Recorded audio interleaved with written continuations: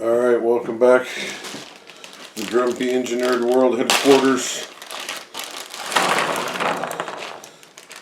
Dear COVID, thank you.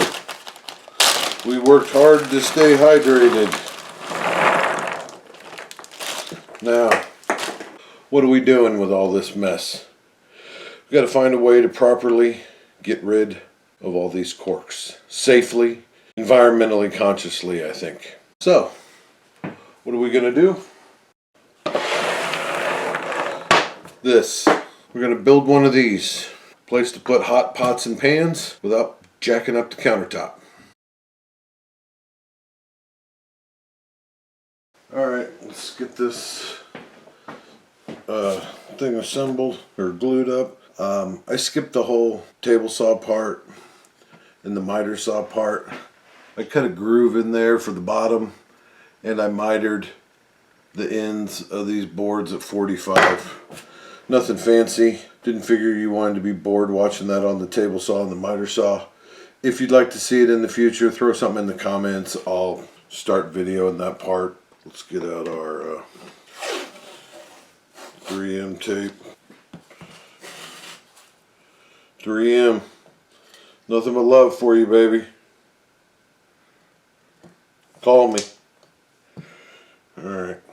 So we are literally just lining these up to use some tape so that we can strap this nonsense together. There we go. Damn it. Dry fit, see if it works. Looks pretty good. So now let's unfold it and add some glue to the project. I think I can do, there we go. Alright, now I got this laid out. We're using Titebond 3. I don't think it needs to be Titebond 3, but it is waterproof since this is going to be used in the kitchen. Might help a little bit, who knows. And also, I'm out of Titebond 2 right now, so.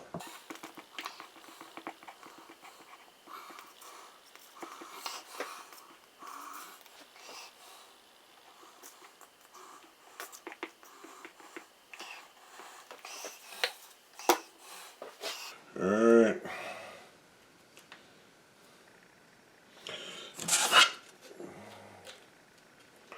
We're just going to set that in there. There we go. Try to line this up. There we go. We'll squeeze out. Oh. Oh shit. Squeeze out everywhere. Should have planned ahead for that.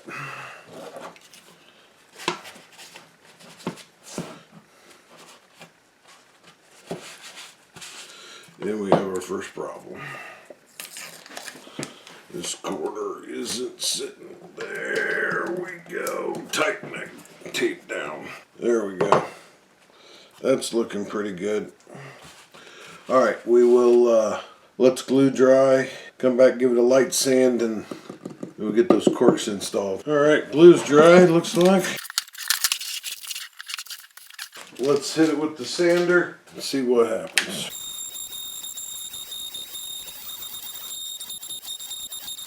Alright, it's all ready to go.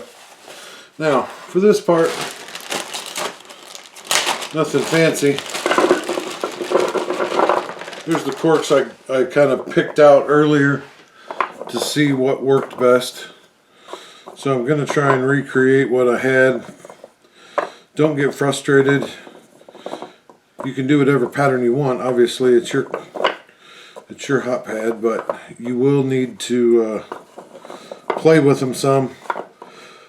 Corks are inconsistent, different thicknesses, different lengths, different widths.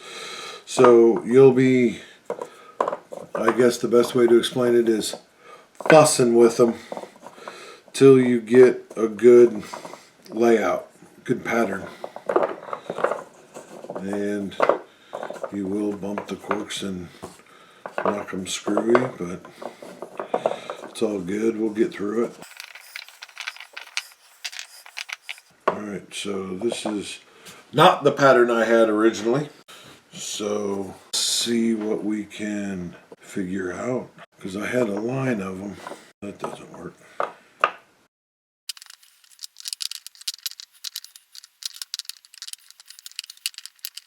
Alright, there, we got our first line.